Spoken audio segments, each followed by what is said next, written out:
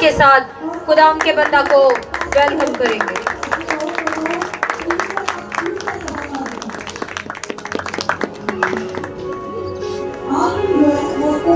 आए खुदा के लिए तालियां बजाएंगे। हालेलुया। तालियां बजती रहे खुदा के लिए, क्योंकि वो इसका हकदार है, वो इस लायक है कि हम उसके लिए क्लैपिंग करें। बाइबल कहती है तालियां बजाओ ऐ उनको तालियां बजाओ। जब आप खुदा के लिए बजाएंगे तो डेफिनेटली आप खुदा के लोगों के लिए भी बजाएंगे। आमीन। क्योंकि खुदा आपको सिखाएगा कि आपने जो खुदा ने अपने खदाम जो है वो चुने हुए हैं। खुदा विदाउट मैन ऑफ गॉड काम नहीं करता। बाइबल इस बात की तस्दीक करती है कि वो फी ज़माना एक लीडर को मुकर्रर करता है। वो लीडर क्या है? वो खुदा से इंस्ट्रक्शन लेता है अपनी कलीसिया के लिए, खुदा की कौम के लिए। विदाउट इंस्ट्रक्शन ऑफ गॉड हम कभी भी ब्लेस्ड नहीं हो सकते। मैं अभी बैठा सोच रहा था, जो लीडर्स होते हैं वो ब्लेसफुल होते हैं, कलीसिया ब्लेसफुल क्यों नहीं होती? कि वो फॉलो नहीं करते। वही खादम आपको डेली वो कलाम सुनाता है, वो वक्त के साथ बढ़ जाता है और कलीसिया वही की वही ठहर जाती, क्योंकि वो फॉलो नहीं करते। क्योंकि कोई आपको ब्लेसफुल नहीं कर सकता सिवाय खुदा के कलाम के। आपको जितना भी जल्दी हो सकता है आपको खुदा के कलाम को फॉलो करना होगा। आप कोई भी हैं, वो मैं भी हूं, आप भी हैं। विदाउट फॉलो ऑफ गॉड आप कभी बरकत नहीं पा सकते। खुदा का कलाम जो है, मैं आज बता रहा था, the Bible gives us a complete diet plan for our spiritual life and physical life. Amen. When we should follow the word of God, then we be blessed. Amen. आपको मैं कुछ नहीं दे सकता क्योंकि मेरे पास इतना कुछ नहीं है। मैं आज बता रहा था, हम किसी की भी फाइनेंशियली सपोर्ट फॉरएवर नहीं कर सकते, बस खुदा कर सकता है। आमीन। आज मेरी खुदा के खादम से बात हो रही थी, वो ज्यादा फाइनेंशियली सपोर्ट की बात कर रहा था, लेकिन मैंने कहा हम कब तक लोगों की फाइनेंशियली सपोर्ट करेंगे? हमें उन्हें खुदा के कलाम की सपोर्ट देनी है ताकि वो परमानेंट फाइनेंशियली सपोर्ट को खुदा से हासिल कर सकते हैं। आमीन। क्या आप में से कोई ऐसा शख्स है कि जो परमानेंट किसी की मदद कर सकता है? कोई ऐसा माइदा लाल हो, एक वक्त आएगा वो छड़ देगा। क्योंकि खुदा नहीं चाहता कि हम किसी को अपने पीछे लगाएं, हम उसे खुदा के पीछे लगाएं। वो हमारी एक मॉरल अखलाकी एक हमारा हिस्सा है कि हम लोगों की हेल्प करें, लेकिन इससे भी ज्यादा ग्रेट आपकी हेल्प होगी, आप उन्हें खुदा से बुलाएं, उससे मिलाएं। जब वो खुदा से मिलेंगे तो उनकी हालत जो है वो चेंज हो जाएगी। आमीन। आपको फाइनेंशियली हेल्प करना चाहिए, इसमें कोई शक नहीं और जरूरत भी है, लेकिन मैं चाहता हूं कि हम इस बात को भी याद रखें कि मुझे खुदा तेरे कलाम की मदद की जरूरत है। कितने लोग खुदा के कलाम के भूखे और प्यासे हैं और कितने लोग दौलत के प्यासे और भूखे हैं? ये जजमेंट करें, इस बात को जानें। मैं बैठा देख रहा था कितने लोगों के पास पर्सनली बाइबल और ज़बूर की किताब है। पर्सनली मैं कर रहा हूं। हम हजारों रुपया अपनी जात पे खर्च कर देंगे, लेकिन खुदा के कलाम के लिए नहीं खर्च करना चाहते।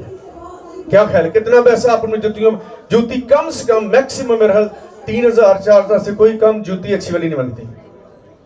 कपड़े इससे भी ज्यादा कॉस्टली होते हैं।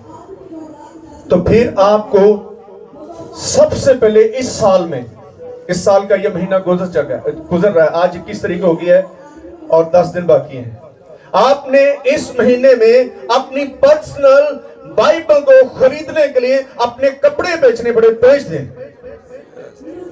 हमें जूती बेचनी पड़े, बेच दें। उस उसको खरीद लें, क्योंकि उसके अंदर वो सब कुछ है जिसकी आपको जरूरत है। हालेलुया।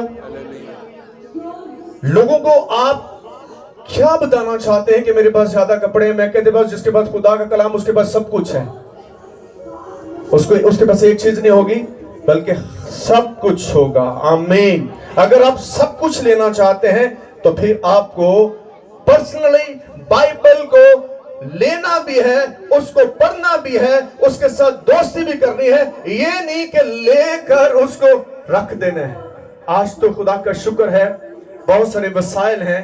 सोशल मीडिया से आप जो है वो बाइबल को सुन के, आप अनपढ़ हैं ये कोई बड़ा मसला नहीं है। बहुत सारे लोग अनपढ़ कह के अपनी जान छुड़ा लेते हैं। नो, ऐसा नहीं हो सकता। खुदा पढ़ों का भी खुदा है, खुदा अनपढ़ों का भी खुदा है। ये कभी हो नहीं सकता कि आप पढ़े नहीं है तो आपके लिए खुदा कलाम नहीं है। खुदा उसी तरह का कलाम आपको देना शुरू कर देता है कि आपको समझ आ जाए। आमीन। ये कोई इंसानी कलाम नहीं है, ये कोई अपना मैथ के फॉर्मूले नहीं है जो मुझे समझ आ गई आपको नहीं आएगी और नहीं आएगी आपको। ये बाइबल है, ये सबको अंडरस्टैंड करनी होगी, क्योंकि इसका अंडरस्टैंड करवाने वाला हॉली स्पिरिट है। जब वो आपके साथ होगा तो फिर ये रुकावट आपके सामने नहीं आ सकती। हालेलुया। समझ आ रही है? आमीन। तो खुदावंद आपको और मुझे बरकत दे। आए एक दूसरे को कहें खुदावंद आपको बरकत दे। चले पीछे जाकर जाएं। उठो जरा, कुर्सियां छड़ दो मेहरबानी करके। बह के जड़ा बनता उन्होंने बह के छोटी छोटी मिलती। उठो, कुछ नहीं होता। चलो उठो, खुदा दे घर च आयो। जे खुदा दे घर च आके भी बैठे रहना मजा नहीं आएगा। खुदा तेन चलने वाला बनाना चाहता, लेकिन इबलीस तुहानू बहन वाला बिठाना है। वो कहता भड़ियां बेड़े बैठी रह, तेरे गोडे नहीं ठीक होने। उन्होंने कहा मेरे गोडे ठीक होंगे क्योंकि गोडे मेरे नहीं, मेरे खुदा दे ने। आमीन।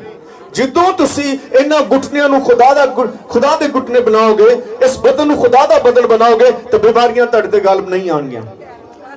आए इस बदन को खुदा को दे और इसको फिर से वो ठीक करेगा, क्योंकि उसने आपको एक ठीक बदन दिया था, एक तंदुरुस्त बदन दिया था, लेकिन आपने उसको इस हालत में रखा है।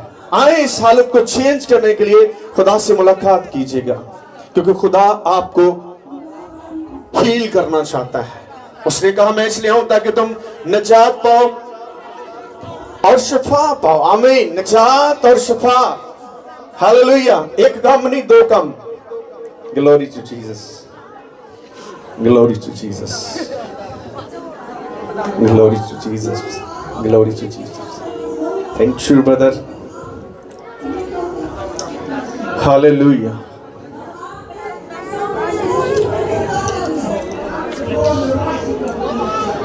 जिन्ना ज्यादा को तुहाडे को वंडल नहीं होगा, आप उतना ज्यादा बांटेंगे।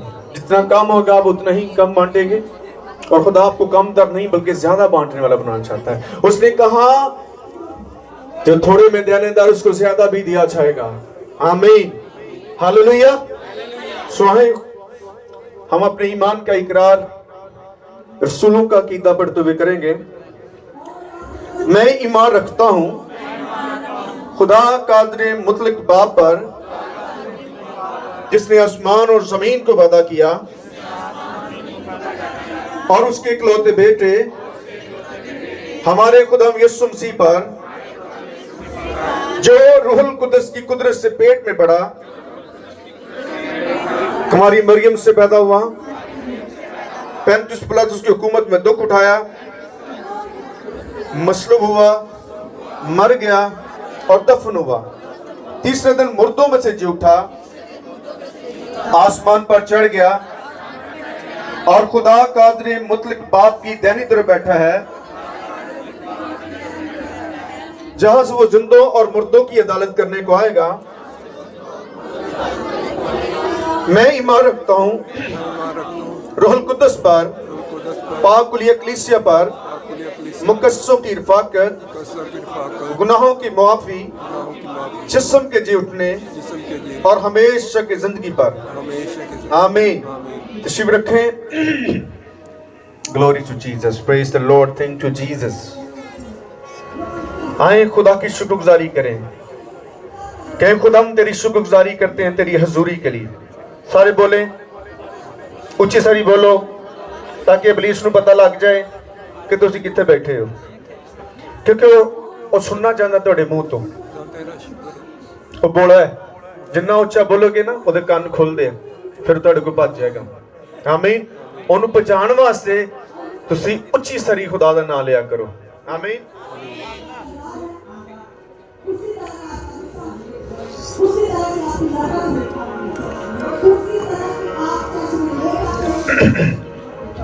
कितने लोग अपने साथ खुदा का कलाम लेकर हैं? ऐसे हवा में लड़ाइएगा। हालेलुया, आमीन। किसी को पता है इसको लाने का मकसद क्या है? शाबाश। किसको शर्मिंदा करना है? इब्लीस को शर्मिंदा करने के लिए आपको खुदा का कलाम अपने साथ लाना है। हालेलुया। आपकी कोई तरतीब, लाइफ की कोई तरतीब, कोई discipline without word of God नहीं हो सकता, क्योंकि खुदा का कलाम आपको एक डिसिप्लिन लाइफ देता है। और जो लोग इस डिसिप्लिन लाइफ को एक्सेप्ट करते हैं, उनके डिसिप्लिन को कोई हिला नहीं सकता, क्योंकि शैतान आपको कभी डिसिप्लिन में नहीं रहने देगा। समझ आ रही? वो आपको गिराने की कोशिश करता है। जहां आपका तवाज़ुन बिगड़ेगा, आप गिरेंगे, क्योंकि डिसिप्लिन में रहना ही आपके लिए बायस से बरकत होता है। आप अगर सुबह उठकर अपने स्कूल की तैयारी नहीं करेंगे तो आप स्कूल टाइम पर नहीं जाएंगे। आप अपनी जॉब के लिए टाइम से बेदार नहीं होंगे तो आपकी छुट्टी होगी। इसका मतलब है हर जगह पर डिसिप्लिन जो है वो मस्ट है। विदाउट डिसिप्लिन कोई चीज आपको नहीं मिलती। जी मिल सकती है? हाँ ना जी जवाब दिया करो। तो फिर हमारे पास डिसिप्लिन ऑफ गॉड क्यों नहीं है? क्योंकि हम इसको कबूल नहीं करना चाहते, क्योंकि ये आपकी तमाम लाइफ को डिसिप्लिन में ले आएगा। वह आप में से हर चीज को निकाल देगा जिससे आप कमतर हो रहे हैं। इब्लीस कम तरीका हाकिम है। वो आपको ब्लेसलेस करने की कोशिश करता है, लेकिन खुदा आपको ब्लेसफुल करना चाहता है। आमीन। तो इसके लिए आपको कहीं जाने की जरूरत नहीं है। ये आपके हाथों में है, ये आपके अंदर होना चाहिए। आमीन। हालेलुया। इस साल आपने ब्लेसलेस नहीं होना, बल्कि ब्लेसफुल होना है। और ब्लेसफुल होने के लिए आपको बाइबल की जरूरत है। जो बाइबल को फॉलो करते हैं वो कभी भी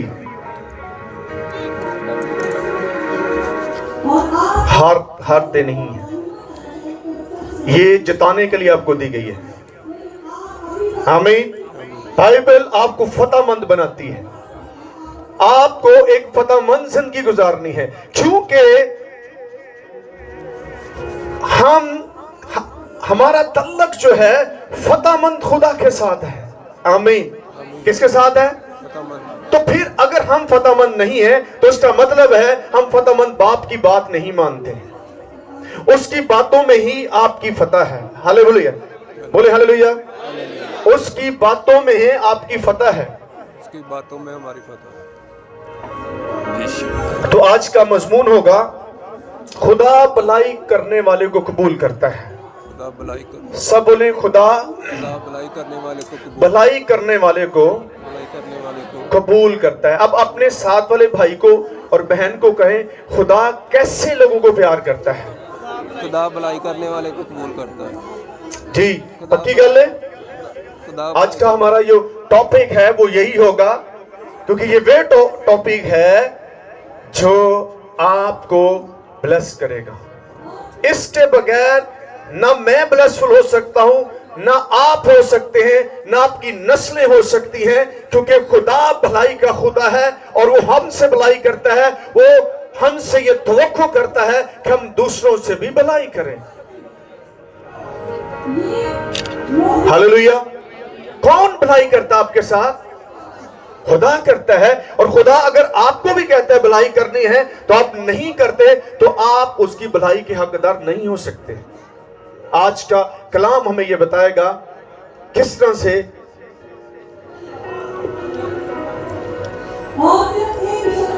भलाई ना करने का अंजाम कितना बुरा हुआ, कितना भयानक हुआ, कितना खतरनाक हुआ। क्योंकि भलाई जो नहीं करते वो अंडर ऑफ डेविल होते हैं। वो अंडर ऑफ उसके होते हैं, वो शैतान के मतहत होते हैं। जो भलाई करते हैं वो अंडर ऑफ गॉड होते हैं। आमीन। वो किसके अंडर होते हैं? तो आज हमें देखना है कि मैं किसके अंडर ऑफ गॉड चल रहा हूं या फिर मैं अंडर ऑफ डेविल हूं। अब दो हस्तियां हैं, समझिए इसको। दो हस्तियां हैं, एक खुदा की हस्ती है, एक शैतान की हस्ती है। अब ये हो नहीं सकता कि आप शैतान के भी काम करें, आप खुदा के काम करें, ऐसा हो नहीं सकता। हो सकता है ऐसे? नहीं होगा। आप या तो खुदा का काम कर रहे हैं या फिर किसी शैतान का काम कर रहे हैं। समझ आ रही है? चला हम देखते हैं पैदाइश की किताब में से पहला वाला होगा हमारा